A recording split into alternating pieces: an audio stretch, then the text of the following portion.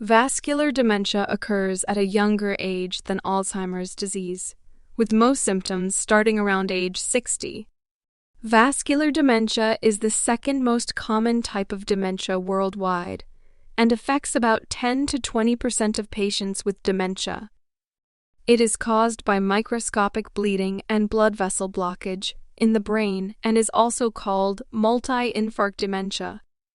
High blood pressure and strokes are common causes of vascular dementia.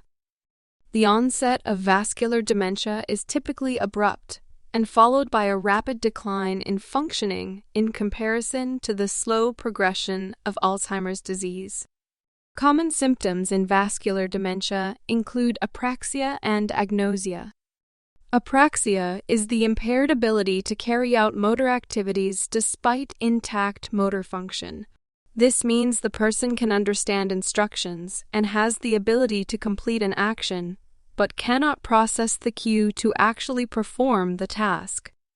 Agnosia is the failure to recognize or identify objects, despite intact sensory function. Lewy body dementia, LBD, affects approximately 10 to 20% of patients with dementia. Like Alzheimer's disease, LBD causes a progressive decline in cognition, leading to a functional impairment in daily activities.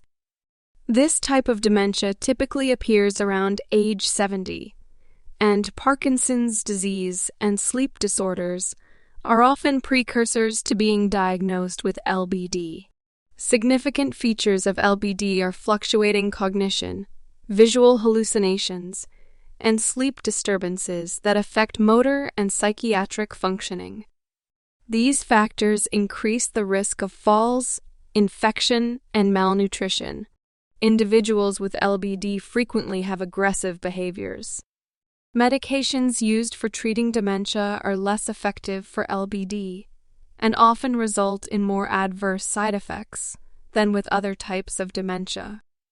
Frontotemporal dementia, FTD, is caused by degeneration of neurons in the frontal and anterior temporal lobes of the brain. In patients older than 65 years, it is the third most common cause of dementia.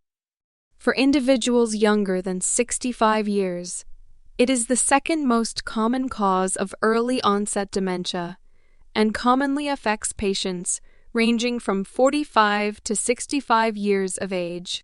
Genetics plays a key role in the development of FTD, with approximately 40 of cases familial in origin. Head trauma and thyroid disease have also been linked to the development of FTD. Individuals who have experienced head trauma are 3 times more likely to develop FTD, and individuals with thyroid disease are over twice as likely to develop this type of dementia.